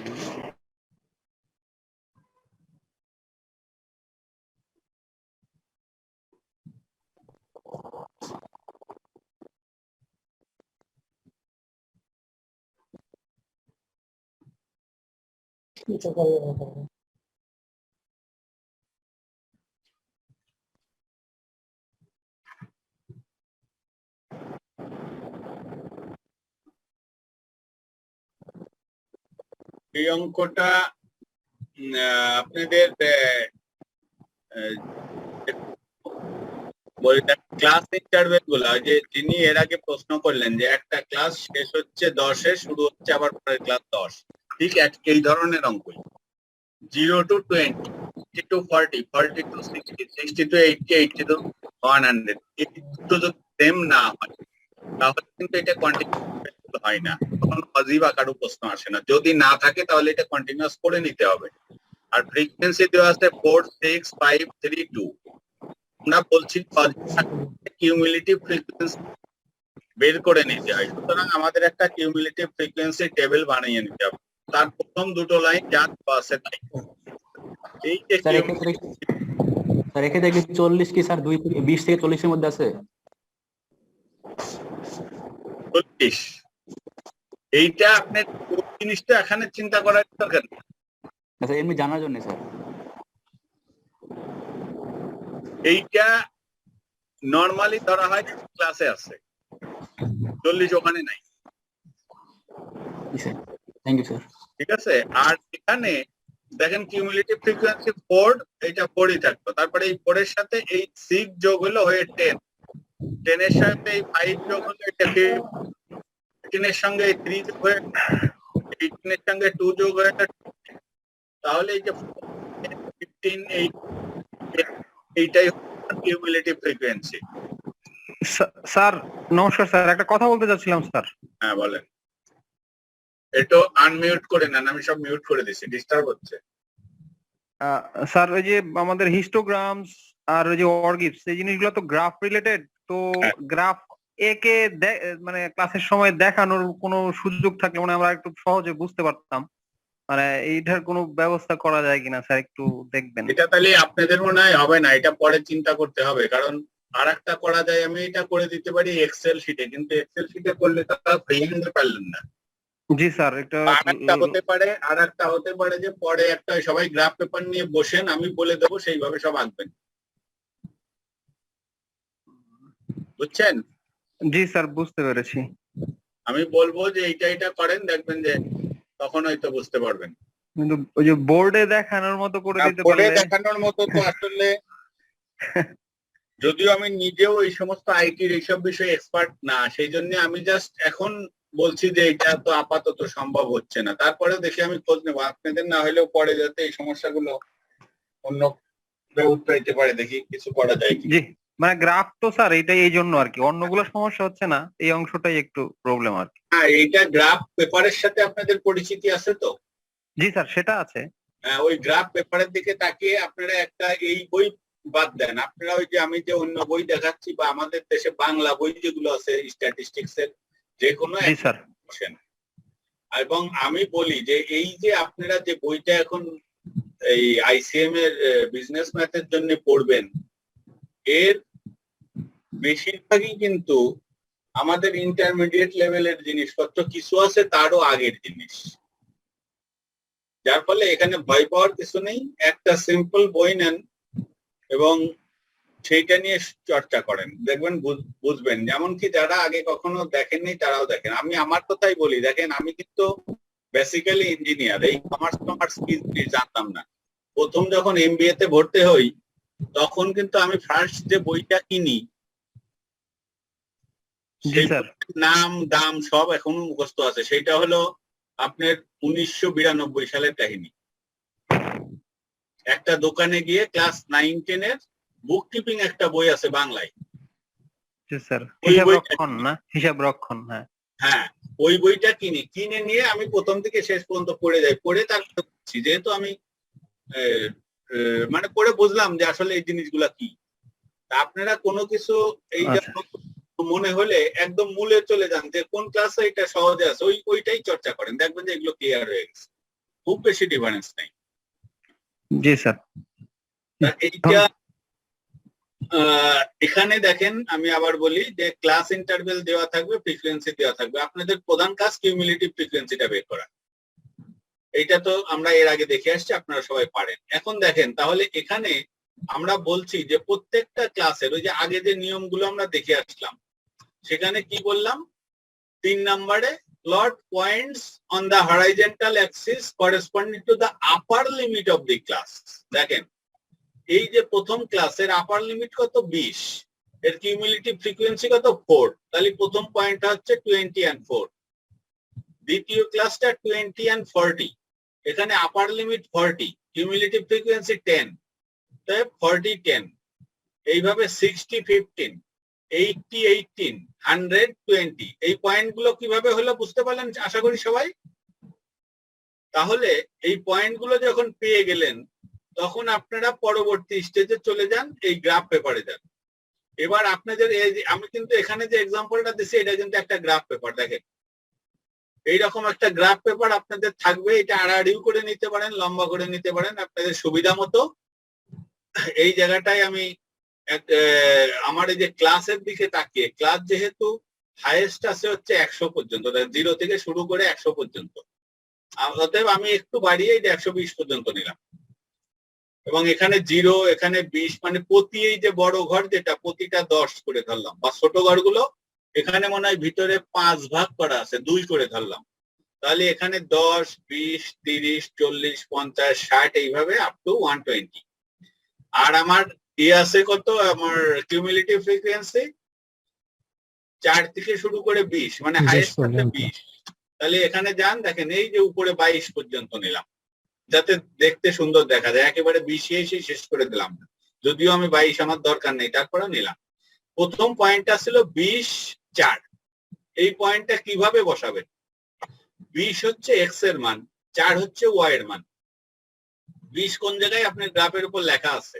এই জায়গায়। 4 কোন জায়গায় গ্রাফের উপর লেখা আছে? এই জায়গায়। তাহলে এই দিক থেকে ডাইনে যান আর এই দিক থেকে উপরে যান, যাই এই পয়েন্টটা পাবেন। এইটাই হলো 20 4 পয়েন্ট। ক্লিয়ার? তারপরেরটা আছে 40, তার মানে পয়েন্ট পেলেন আপনি, কিন্তু দাগ পাননি এখনো, শুধু এই ডটটা পেলেন। তারপরের পয়েন্টটা আছে 40 10। কোথায় আছে তো? এই দেখেন, এই যে পরের পয়েন্টটা হলো 40 10। এই পয়েন্টটা কিভাবে প্লট করব? এক্স অ্যাক্সিস বরাবর 40 এখানে, ওয়াই অ্যাক্সিস বরাবর 10 এখানে। তাহলে 10 থেকে ডাইনে যাবেন আর 40 থেকে উপরে যাবেন, তাই এইটা পাবেন। এইভাবে এই পয়েন্টটা পাবেন, এই পয়েন্টটা পাবেন, এই পয়েন্টটা পাবেন। এই পয়েন্টগুলো আপনি পেলেন। এখন বলছে পরবর্তী স্টেপে এখানে যে নিয়মগুলো লেখা আছে, join the points, 5 number step, join the points plotted in 4। আমরা 4 নাম্বার স্টেপ অনুযায়ী যে পয়েন্টগুলো ওখানে ফিক্স করলাম, 5 নাম্বার স্টেপ অনুযায়ী আমরা সেটা ফ্রি হ্যান্ডে, মানে এটা কিন্তু স্কেল বসাবেন না, আপনারা এটা পেন্সিল একটা হাতে নিয়ে খুব একদম শিল্পীর মন নিয়ে আঁকা শুরু করবেন এইভাবে। এই যে এঁকে দিলাম, ঠিক আছে? প্রত্যেকে 20 এবং 4 থেকে, এই পয়েন্ট থেকে শুরু করে এই পয়েন্ট পর্যন্ত পারবেন তো এটা আঁকতে? এখন লাস্টে বলছে, স্যার স্কেল দিয়ে মিলাই দিলে সমস্যা আছে? হ্যাঁ সমস্যা আছে, এটা স্ট্রেট লাইন হবে না তো। স্কেল দিয়ে মিলাই দিলে দেখা যাবে একেবারে স্ট্রেট লাইন, তখন দেখবেন এখানে একটা কোণ হয়ে গেছে। অর্গিস তো হাতে দেওয়াটাই ভালো স্যার, এটা সুন্দর হবে। হ্যাঁ, পেন্সিল দিয়ে খুব সুন্দর ভাবে যাবেন, ওই সামনের খেয়াল রাখবেন, দেখবেন বেশ দেখতে সুন্দর দেখা যায়। আমার এখানে যেরকম দেখা যাচ্ছে এর চেয়ে ভালো দেখা যাচ্ছে স্যার। হাতে আঁকলেই এটা সুন্দর, একটু আর্টিস্টিক লাগে স্যার। সেইটাই। তাহলে এখান থেকে শুরু করে এইভাবে আঁকতে আঁকতে চলে যাবেন, চলে যেয়ে এখানে যেয়ে শেষ করে দেবেন। বলছে এই যে এই বেসটার বিষয়ে বলছে, শুরু করলাম 20 আর 4 থেকে। ক্লাস কত থেকে ছিল? ক্লাস তো ছিল 0 থেকে, শেষ হয়েছে 100 থেকে। এখানে 100 গিয়ে শেষ হয়েছে ঠিকই, এই যে, কিন্তু 0 থেকে শুরু তো হয়নি। সেই জন্য এখান থেকে ওই যে ফ্রি হ্যান্ডে আঁকলেন, এবার ব্যাক পিছন দিকে একটু ফ্রি হ্যান্ডে এইটা ডটেড লাইন দিয়ে দেন 0 পর্যন্ত। তাহলে আপনার এটা কিউমুলেটিভ ফ্রিকোয়েন্সি কার্ভ বা অজীব আঁকা হয়ে গেল। স্যার হ্যাঁ, এটা আমাদের কিসে কাজে লাগবে স্যার? আর এটা বহু কাজে লাগে, একটু দেরি করেন, দেখেন বোঝাবো। আচ্ছা মনে করেন যে আমি যে কিসে কাজে লাগবে এই ছবিটা দিয়ে একটু বোঝাই দিই। মনে করেন আপনারা সবাই চাকরি করেন, 100 জন আছেন মোট এখানে, এই যে 100 জন আছেন। নিচের ক্লাসেও অনেকে আছে যে একেবারে নিচের দিকে চাকরি করে, অনেকে আছে উপর দিকে চাকরি করে, অনেকে মিড লেভেলে। প্রথম জন মনে করেন যে 20,000 টাকা বেতন পাই, তারপরে 40,000, এইভাবে হাইয়েস্ট বেতন মনে করেন যে 2 লাখ টাকা। হ্যাঁ, হাইয়েস্ট বেতন এখানে যে আছে 2 লাখ। এখন প্রশ্ন হচ্ছে যে এই কিউমুলেটিভের এইটা হচ্ছে যে এই যে 10 মানে কি? 10 মানে হচ্ছে আমি যেটা বললাম এটা তাহলে 1 লাখ টাকা। আমি বলবো যে 1 লাখ টাকা পর্যন্ত বেতন পাই কতজন এমপ্লয়ি? 40 জন এমপ্লয়ি। তার মানে এখানে 20,000 আলাও আছে, 40,000ও আছে, 60,000, আবার যে 1 লাখ পাচ্ছে সেও আছে। তার মানে কিউমুলেটিভ মানে হচ্ছে যে এখানে ওই ছোট থেকে শুরু করে ওই বড় পর্যন্ত। বোঝা যাচ্ছে? এবং এইটা একটা এক্সাম্পল দিলাম যে 1 লক্ষ টাকা পর্যন্ত বেতন পাই কতজন এমপ্লয়ি? 40,000 এমপ্লয়ি। যদি বলে যে 1,40,000 টাকা বেতন পাই কতজন এমপ্লয়ি, চলে যান এখানে, যায় এই জায়গাটাই গেলেন, এখান থেকে স্কেল বরাবর নিচের দিকে নামেন। এখানে মনে করেন যে এটা 70, এই না কত, 60 আছে তো, 40 50 55 57, তাহলে 57 জন এমপ্লয়ি আছে যাদের বেতন হচ্ছে 1,40,000 টাকা পর্যন্ত। এইভাবে যেটা আপনাদেরকে এখান থেকে এই যে আমি যেটা বলছিলাম যে এই যে পয়েন্ট গুলা যে এর আগে একটা দেখালাম না, এই যে এইগুলাই দেখেন, এই যে এখানে দেখেন, এখানে একটা অজীব আঁকতে বলছে এবং সেটা থেকে 5টা রিকোয়ারমেন্ট চাইছে। কিন্তু এই রিকোয়ারমেন্ট গুলোর দিকে খেয়াল করেন তাহলেই দেখেন যে এটা কি কাজে লাগে।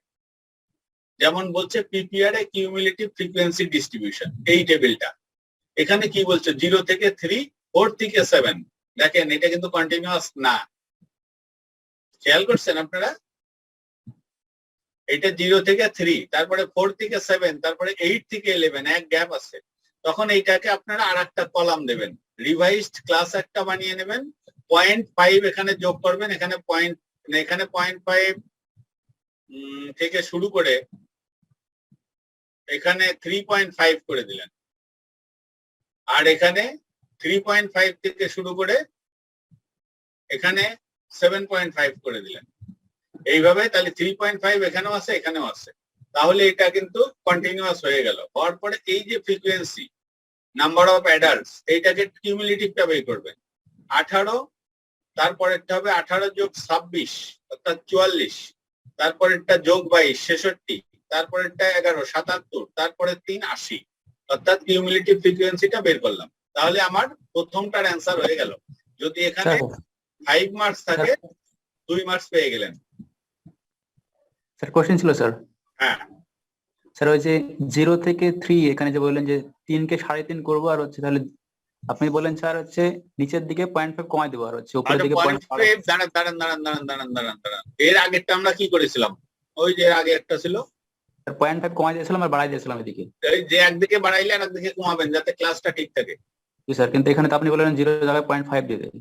এইটা যদি আমি 3.5 করি তাহলে এটা 0.5, তাই না? তাহলে তো আবার এটা কমানো লাগছে 7.5। হ্যাঁ ওইভাবে করেন, সমস্যা নেই, এটা কোনো বিষয় না। স্যার এখানে ইন্টারভেলটা তো সমান হচ্ছে না, আমি বলি 2.5 থেকে 7.5 4। এটা 0 থাকাতে সমস্যাটা হয়ে গেছে। জি স্যার। এটা 0, এটা -0.5 করতে পারেন, তবে এটা কি নাম্বার অফ ক্রেডিট, এটা তো আর নেগেটিভ হয় না, বাট এটা কিন্তু ইউ হয় না, মানে পয়েন্টও হয় না। এটা কিন্তু একটা খেয়াল করার বিষয়। নাম্বার অফ ক্রেডিট কার্ড, অর্ধেক ক্রেডিট কার্ড তো মিনিংলেস। এইটা তাহলে এইটা যেহেতু ক্রেডিট কার্ড ডিসক্রিট ভেরিয়েবল, আপনারা এক দিব স্যার, এক যোগ করব। প্রথমটাকে 0 ধরে নিব স্যার? হ্যাঁ 0 ধরে নিব স্যার তাহলে? না 0 না, এইটা অঙ্ক। তাহলে এক করে দেওয়া যায় নাকি স্যার? আপনাদের এক করে দেওয়া যায় নাকি? এক করে দিলে তো হবে না। আমি দেখাচ্ছি একটু দেরি করেন। এইটা হচ্ছে টেবিল 214। এইটা দেখ, এইটা কি আছে? Class limit frequency distribution of iPod source. দেখেন এটা কিন্তু আইপড সোর্স, আইপড কিন্তু অর্ধেক হয় না, তাই না? ঠিক আছে, স্যার ওই ক্রেডিট কার্ডের ওই অঙ্কের মতোই। তাহলে এখানে দেখেন 5 থেকে 9 ছিল, আবার 5 থেকে 14। এখানে কি করবে তারা? ক্লাস বাউন্ডারি 5 কে 4.5 করে দিল, 9 কে। এটা তো করতে পারলাম, ওইটার ক্ষেত্রে 0টার জন্য প্রবলেম। 0টার জন্য -0.5 করেন। আচ্ছা স্যার, -0.5 করেন এবং লাস্টে যে ডটেড লাইন যেটা দিবেন ওইটা মাইনাসের দিকে চলে যাবে, সমস্যা নেই। এটা 0-র বাঁ পাশ, মূল বিন্দুর বাঁ পাশ পর্যন্ত যাবে। ঠিক আছে, ওকে স্যার।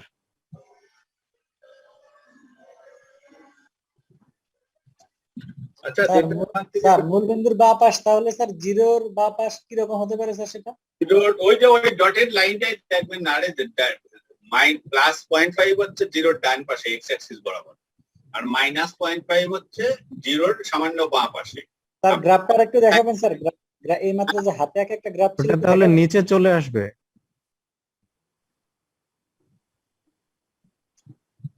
না, এইটা নিচে চলে আসবে না, তো বাঁ পাশে সরে যাবে, নিচে আসবে না। নিচে তাহলে ওয়াই অ্যাক্সিস এর কাজ। হ্যাঁ নিচে তো ওয়াই অ্যাক্সিস এর মাইনাসে চলে আসলো, ওইটা নিচে আসবে না। গ্রাফটা একটু দেখাবেন স্যার? এই মাত্র যেটা দেখাইছিলেন হাতে তো কোনটা? ওইটা? জি স্যার, আগেরটা স্যার, হাতে আঁকা স্যার। আচ্ছা এইটাই দেখেন, এই যে এইটাই যদি গ্রাফের এক্স অ্যাক্সিস ওয়াই অ্যাক্সিস হয়, আমি এখান থেকেই বোঝাচ্ছি, মাইনাসটা আসবে হচ্ছে -0.5 এখানে আসবে, তাই না? আর প্লাস হচ্ছে এইদিকে। তো আপনার এই যে ডটেড লাইন যেটা আঁকবেন, এটা এইভাবে গিয়ে ওই মাইনাস এই পর্যন্ত দেয়, শেষ হলো। এইটাই। আর ওই গ্রাফ পেপার থেকে আমি বুঝিয়ে দিচ্ছি আপনাকে।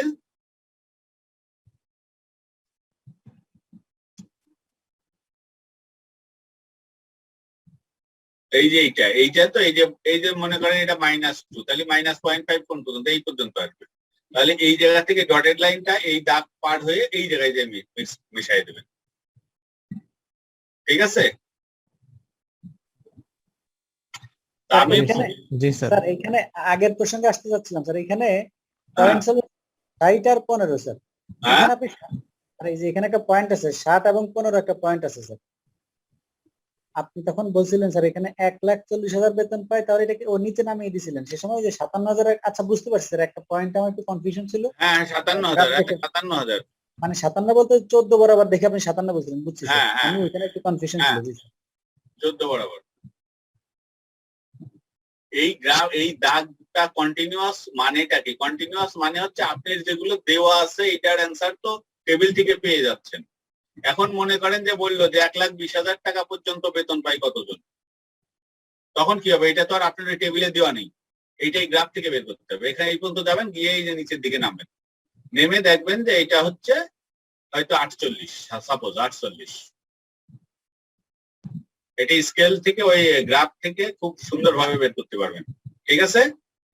আর যে জিনিসটা আমি ওখানে দেখাতে চাচ্ছিলাম আপনাদেরকে, ওই যে অঙ্কটার যে এর থেকে আরো কি কি পাওয়া যায়, এই যে যেমন এইটা প্রথমটা তো টেবিল তৈরি, এইটা আপনারা পারলেন, ব্যাস। দ্বিতীয়টাই যান, calculate the cumulative relative frequencies and cumulative percentage for all classes. এটা কি করবেন? মনে করেন এইটাই আপনার অ্যাসাইনমেন্ট, এইটা কি করবেন? প্রথমটা তো জাস্ট এইটার পরে একটা কিউমুলেটিভ ফ্রিকোয়েন্সির কলাম দিলেন, ব্যাস অঙ্ক শেষ, এ নাম্বারের অ্যান্সার শেষ। ঠিক আছে? বি নাম্বারে বলছে কিউমুলেটিভ রিলেটিভ ফ্রিকোয়েন্সিস। আপনাদের খেয়াল আছে রিলেটিভ ফ্রিকোয়েন্সি নিচের দিকে ওই যে 1 বানালাম কিভাবে? জি স্যার 100 তে গুণ দিলে হয়ে যাবে প্রত্যেকটা। যোগফল হবে 80। এই 80 দিয়ে 80 কে ভাগ দিলে এখানে 1 হবে, আর 80 দিয়ে প্রত্যেকটাকে ভাগ করে দশমিকে বসাবেন, যোগ করে দেখবেন ওই 1 মিলে গেছে। এইটা হলো কিউমুলেটিভ রিলেটিভ ফ্রিকোয়েন্সিস। আর ওই কিউমুলেটিভ রিলেটিভ ফ্রিকোয়েন্সিকে 100 দিয়ে গুণ করে আরেকটা কলাম করবেন, ওইটা হলো কিউমুলেটিভ পার্সেন্টেজ ফ্রিকোয়েন্সি। বোঝা যায়? জি স্যার। জি স্যার। তারপরে 3 নাম্বারটা যান, find the percentage of this adults who possess 7 or fewer credit cards. এইটাই হচ্ছে ওই যে যেটা আমি বলছিলাম, percentage, find the percentage of this adults who possess 7 or fewer। এখন 7 আছে কই? এই যে 2 নাম্বারটাই আছে। তাহলে এখানে পার্সেন্টেজ কত ছিল, সেই পার্সেন্টেজটাই হবে অ্যান্সার। ওই যে যেটাই যে এখানে কিউমুলেটিভ পার্সেন্টেজ যেটা বের করলেন, ওই পার্সেন্টেজটাই অ্যান্সার। এইটা হচ্ছে গ্রাফের বাইরে, আপনি টেবিল থেকেই বলে দিতে পারলেন। তারপরে আসছে গ্রাফের বিষয়টা, draw an ogive for the cumulative percentage distribution. আপনাকে কিন্তু এখানে কিউমুলেটিভ ফ্রিকোয়েন্সি আছে, কিউমুলেটিভ রিলেটিভ ফ্রিকোয়েন্সি আছে, কিউমুলেটিভ পার্সেন্টেজ ফ্রিকোয়েন্সি আছে। আপনাকে বলছে যে ওই পার্সেন্টেজ ফ্রিকোয়েন্সিকে ওয়াই অ্যাক্সিস বরাবর নিয়ে আপনি একটা অজিভ আঁকবেন। সবগুলা কিন্তু চাচ্ছে না। এখন পার্সেন্টেজ ফ্রিকোয়েন্সি মনে করেন এই যে 18 আছে, এটা 80 দিয়ে মনে করেন যে এটা হয়তো আসলো 23%। তারপরেরটা মনে করেন আসলো 53%। তাহলে পরে এইরকম ভাবে এই কিউমুলেটিভ পার্সেন্টেজ ফ্রিকোয়েন্সি হাইস্ট হচ্ছে 100%। তাহলে এই ওয়াই অ্যাক্সিস বরাবর 0 থেকে উপরে 100% পর্যন্ত স্কেল করবেন। আর এই ক্লাসগুলো এক্স অ্যাক্সিস বরাবর করবেন, করে তারপরে আপনি ওই পয়েন্ট গুলো ফিক্স করে গ্রাফটা এঁকে দিবেন। ওইটাই হচ্ছে অজিব। কিন্তু এই যে পার্সেন্টেজ ডিস্ট্রিবিউশন এইগুলো আপনাদের সীমার বইতে ইসে নাই, সীমার বইয়ের সিলেবাসে নাই। আমি জাস্ট এইটাকে আপনাদেরকে আরো ক্লিয়ার করার জন্য এটা উল্লেখ করছি। তারপরে যেটা আছে লাস্ট ওয়ান, ইউজিং দ্য অজিব find the percentage of adults who possess 10 or fewer credit cards. 10 or fewer credit cards, তাহলে ওই যে এটা কিন্তু অজিব থেকে বের করতে বলছে। ঠিক একইভাবে আমি যেটা আপনাদেরকে বললাম যে কারা 1,40,000 টাকা বা তার চেয়ে কম বেতন পায়, তখন আপনি এই 1,40,000 বরাবর এই গ্রাফের উপরে যাবেন, গিয়ে দেখবেন যে কতজন এখানে হয়। মনে করেন যে এটা 57 জন, তাহলে আপনি বলবেন যে 57 জন এই বেতন পায়। আর এইটা যদি পার্সেন্টেজ হতো, 0 থেকে শুরু করে হাইস্ট 100% হতো। মাঝখানে হয়তো 10, 20, 30, 40 বা 5, 10, 15, 20 এইভাবে আপনারা পার্সেন্টেজে গ্যাপ দিয়ে যেতেন। তাহলে বোঝা যাচ্ছে যে এই কিউমুলেটিভ ফ্রিকোয়েন্সিটা মোটামুটি কি কাজে লাগে। যেমন আপনার এখানে বলছে যে এই যে কিউমুলেটিভ ফ্রিকোয়েন্সি, যে এখানে 10 আছে, এখানে 15 আছে, এখানে 18 আছে, এখানে 20 আছে। তাহলে পরে আপনাকে যদি বলি যে 16 জন, এই 16 কিউমুলেটিভ ফ্রিকোয়েন্সি 16, তার করেসপন্ডিং ক্লাস কত হবে, তাহলে কিন্তু আপনি এখান থেকে বলতে পারবেন না, আপনাকে গ্রাফে যেতে হবে, এই অজিবে যেতে হবে। ওইটা বের করার জন্যই এই গ্রাফটা কন্টিনিউয়াস ভেরিয়েবলের ক্ষেত্রে যে সমস্ত ফিগার আছে, এর বাইরের যদি কোনো তথ্য চাই, তাহলে আপনাদেরকে গ্রাফ ইউজ করে সেখান থেকে গ্রাফ থেকে ওইটা বলতে হবে। ঠিক আছে? আচ্ছা, আমরা এর পরের অঙ্কটায় যাই। এই যে লাস্ট ইউটিলিটি অফ অজিব একটা আছে, এই অঙ্কটা দরকার নেই, এটা এর আগের যেভাবে করালাম ওইটাই দেখেন। লাস্টে দেখেন, an অজিব for the frequency distribution displays cumulative frequencies of different class intervals. It helps find the median and the upper and lower quartile of the distribution. এইটা একটু বলি, মিডিয়ান, আপার এন্ড লোয়ার, এইদিকে যান। যেমন এখানে আমার মোট আছে কত, 100 জন, তাই না? তাহলে 50-এর পরে এখানে কিউমুলেটিভ ফ্রিকোয়েন্সি কত হবে? 50 কোন জায়গায়? এই জায়গায় চলে যান উপরে, গিয়ে বাঁ পাশে গিয়ে আপনি এখানে পেয়ে যাবেন, মনে করেন যে এটা 1.2, এটা 12, তো তাহলে 12 মানে হচ্ছে এটা 2 আছে, মনে করেন যে এটা 12.3 বা এরকম কিছু একটা পাবেন, যে 50-এর করেসপন্ডিং কিউমুলেটিভ ফ্রিকোয়েন্সি। সেই জন্য এখানে বলছে যে it helps to find the median and the upper and lower quartile. Upper and lower, median মানে হচ্ছে একেবারে মাঝখানের পয়েন্ট, যেমন 50 এখানে। লোয়ার কোয়ার্টাইল কত? 25 মানে এই যে 20, এই যে 40, এটা 30, 25 হলো এর মাঝখানে, এটা চলে যান, গিয়ে এদিকে গিয়ে পেয়ে যাবে। আপার কোয়ার্টাইল হলো 75, কোন জায়গায় আছে? এই যে 60, এই যে 80, মাঝখানে 70, তাহলে 75 এখানে আছে। এই সোজা চলে যান, গিয়ে বাঁ পাশে এখানে পেয়ে যাবেন। এইগুলোই হচ্ছে আমার এই অজিবের ইউটিলিটি বা অজিবের ব্যবহার, এটা ব্যবহার আপনি যে স্যার আপার আর লোয়ার বললেন, এটা হচ্ছে আমরা একটা জিনিসকে 4 ভাগে ভাগ করলাম, এটাকে ভাগ করার পরে আমরা ফিনিশিংটা নিব না, মানে 100 নিব না, 0 নিব না, 25, 50, 75, 100, আমরা এখানে 25 আর 75 নিব, মাঝখানে 0, 100 টাচ করব না স্যার। না, এটা আপনাদের, এইটা আমি ডিটেইলে যাচ্ছি না কি জন্য, এটা আপনাদের এই সিলেবাসের ভিতরে নাই, কিন্তু ওই যে ওই কথাটা আমি অন্য যাতে কোয়ার্টাইল বুঝাই তো যাইতে 4 ভাগের 1 ভাগ। লোয়ার কোয়ার্টাইল বলা হয় হচ্ছে যে 25 বাউন্ডারি পর্যন্ত, আর আপার কোয়ার্টাইল 75 থেকে 100 পর্যন্ত, এই জন্য 75 কে ধরা হয়। আচ্ছা জি স্যার। আচ্ছা, এইটা গেল। এরপরে এই অঙ্কটা ওই একই ভাবে, এই যে কিউমুলেটিভ ফ্রিকোয়েন্সি বের করলাম 30 হলো। এই অঙ্কটাই দেখেন, এখানে যদি আপনাকে বলতো যে ফ্রিকোয়েন্সি ডেনসিটি বের করেন, তাহলে 30 হচ্ছে, এখানে যোগফল 30 বের করতাম, ওই 30 দিয়ে ভাগ দিলে এখানে তো 1, আর 30 কে সবগুলোকে আলাদা আলাদা ভাগ দিয়ে পয়েন্ট বের করতাম, করলে যোগ করলে 1 হতো। আবার সেই পয়েন্ট গুলো যা পেতাম, এটাকে 100 দিয়ে গুণ করলে পার্সেন্টেজ পেয়ে যেতাম। ঠিক আছে?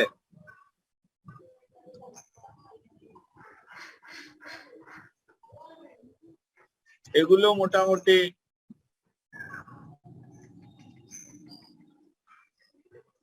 স্যার এগুলা যা বললেন স্যার আপনি, এগুলা এখানে নাই, তাহলে কোথায় আছে আমাদের একাডেমিক, মানে এই কোর্সে কি আছে স্যার এগুলা যা আলোচনা করলেন? কোয়ার্টাইলে আসবে না। এইটা এখন সীমা এখন কি ইনক্লুড করছে কিনা জানি না, তবে আমাদের যে সীমার সিলেবাস ওই যে ওই টাইম থেকে চলে আসছে, ওর ভিতরে এটা নাই। স্যার মানে মাইন্ড করেন না স্যার, একটা কোশ্চেন, তাহলে আপনি স্যার জানলেন কিভাবে স্যার এগুলো? স্যার এটা কি আউট অফ কিউরিওসিটি নাকি প্রফেশনের ক্ষেত্রে আসছিল স্যার এটা স্যার, এই যে আলোচনা করলেন স্যার? আমি শোনেন, আমি ওই সায়েন্স, আর্টস, কমার্স, ধর্মগ্রন্থ, কোরআন, রামায়ণ, মহাভারত খুব কম বই আছে যেটা পড়ি নাই, বুঝতে পারছেন? আমার এই ল্যাপটপে কোরআন শরীফ আছে, আমি মাঝে মাঝে কিন্তু এগুলো দেখি। রামায়ণ আছে, মহাভারত আছে, ত্রিপিটক আছে, তারপর বাইবেল আছে, সব আছে আমার এই ল্যাপটপে।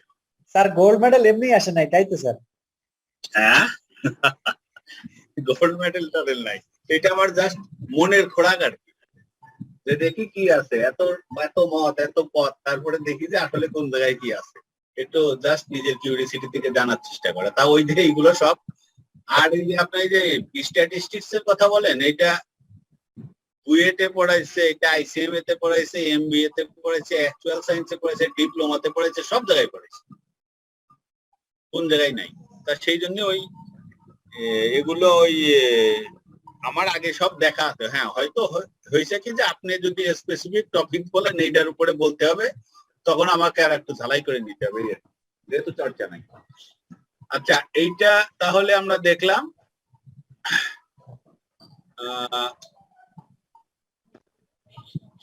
From the graph. এইটা হচ্ছে যে গ্রাফ থেকে আমরা একটু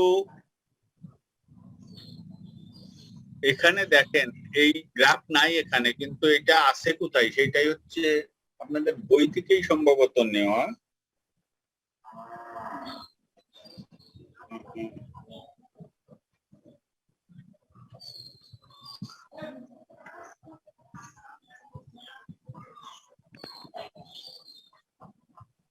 এটা বলতে কি ইউজ দা অজিব from the above example to estimate,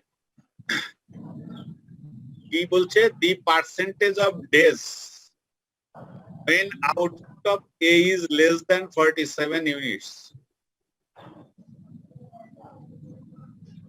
অঙ্কটা আপনাদের বইতে আছে কিনা?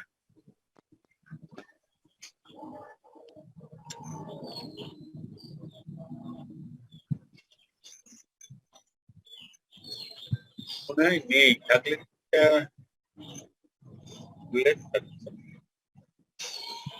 নাই স্যার। তারপরে দেখি from the graph the cumulative frequency corresponding to frequency, cumulative frequency মানে এই যে ওয়াই অ্যাক্সিস বরাবর, corresponding to 47 units is 10.5.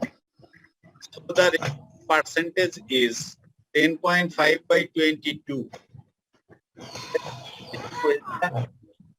এটা হচ্ছে test your understanding. আবার 47 ইউনিটস করতে গেছিল।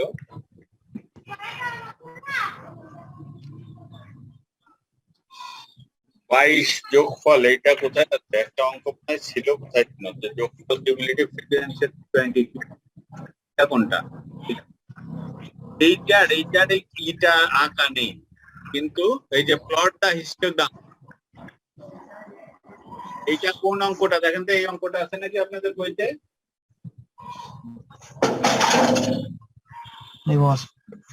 কি হলো একটু বলেন তো আমাকে।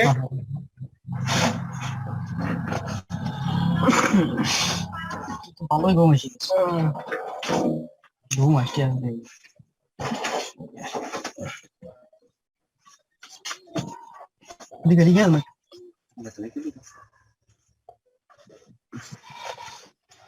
আচ্ছা, এইটা টুয়ে আছে স্যার, নেই এটা, টেস্টের আন্ডারস্ট্যান্ডিং টুয়ে আছে। হ্যাঁ, টেস্টের 55 পেজে, understanding 55 page Yes. Test understanding page 55 টেস্টের আন্ডারস্ট্যান্ডিং 2। 2। জি স্যার, টুয়ে আছে। এটা কি অজীব আছে? অজীব আছে না স্যার, অজিব না স্যার, মানে শুধু না, এই আমি অজীবের কথা বলছি, যে এই যে এটার অজীবটা যদি থাকতো, যেটা হচ্ছে যে ওই রকম ফিগারটা যদি থাকতো, তাহলে যে এখানে গিয়ে এই বাম পাশে থেকে বের করতেন। এখন বলছি যে তাহলে যে ভাগ যেটা আছে,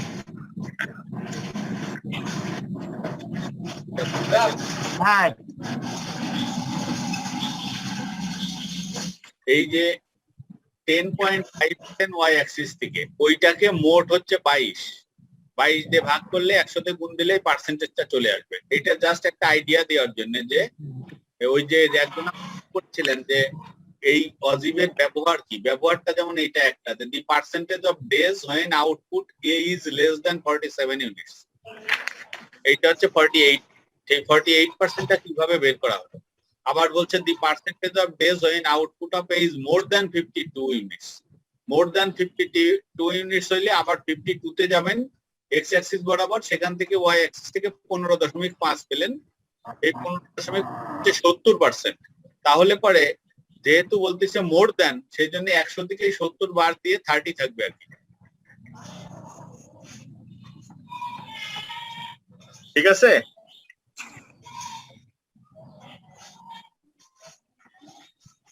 ফ্রিকোয়েন্সি পলিগন আপনাদের এটা কিন্তু আগেই আলাপ করে নিছি, খেয়াল আছে? হিস্টোগ্রামের প্রত্যেকটা পার্টের মিডপয়েন্ট যোগ করে করে হিস্টোগ্রাম আঁকতে হয়। পড়েন unequal class interval the frequency polygon.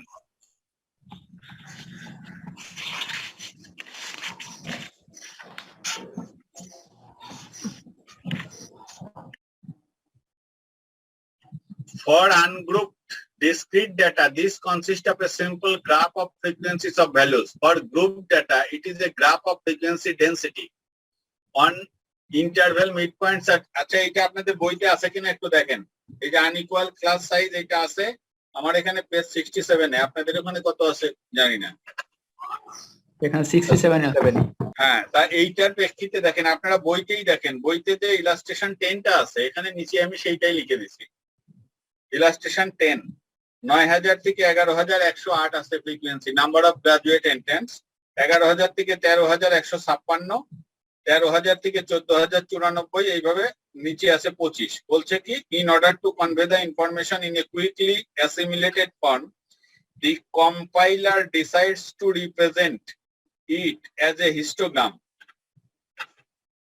Draw this histogram and frequency polygon. Draw this histogram and frequency polygon. আপনার রিকোয়ারমেন্টটা দিকে খেয়াল রাখেন, হিস্টোগ্রাম আঁকতে হবে এবং ফ্রিকোয়েন্সি পলিগন আঁকতে হবে। তারপরে পৃষ্ঠায় চলে যান। এখানে আপনাদের খেয়াল আছে কিনা যে যদি আনইকুয়াল ক্লাস ইন্টারভেল হয়, যেমন ধরেন এখানে 9000 থেকে 11000, গ্যাপ হলো 2000, তারপরেরটা 11000 থেকে 13000, গ্যাপ হলো 2000, তারপরে 13000 থেকে 14000, গ্যাপ কিন্তু আবার 1000 হয়ে গেছে, কমে গেছে।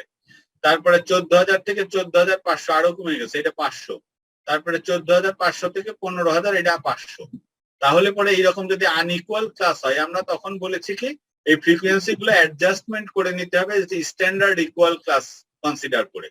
এখানে 3টেতে আছে 2000, তাই না? তাহলে এখানে গ্যাপ 2000, এখানে 2000, তারপরে আসলো 1000। যেহেতু এই দুটো 2000 আছে, আমি যদি 2000 কে স্ট্যান্ডার্ড শোনা যায় না স্যার। হ্যাঁ, শোনা যায় না স্যার, সমস্যা কি স্যার? আপনার কথা শোনা যায় না স্যার, একটু আরেকবার বলবেন স্যার। এই যে এখানে দেখেন আনইকুয়াল স্যার, আনইকুয়াল ক্লাস, প্রথমটা 2000, পরেরটা 2000, তারপরে আবার চলে আসলো 1000, তারপরে 500, তারপরে 500। এটা তো ক্লিয়ার?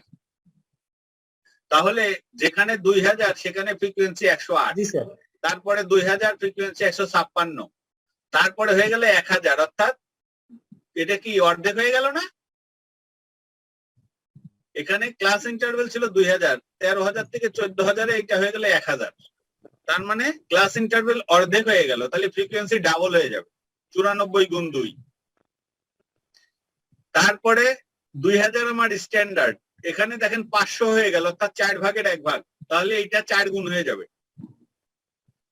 এইটাই দেখেন এখানে আমরা যদি যাই, এই যে এখানে দেখেন এই হলো একটা, আরেকটা আছে যে আপনি ওইটা হলো একটা পদ্ধতি যে 4 দিয়ে গুণ করা, এইটা আমি দেখালাম, এখানে নাই ওইটা। এই পরেরটা এটাও 4 গুণ হয়ে যাবে। তা এইটা আপনাদের বইতে দেখেন ক্যালকুলেশনটা নিচের দিকে করে দেওয়া আছে, পেয়েছেন কিনা?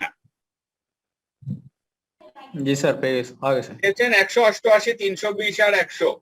এইভাবে টেবিলটা তৈরি করে নিতে হবে। নিয়ে পরের পৃষ্ঠায় যে ছবিটা আছে হিস্টোগ্রামে দেখেন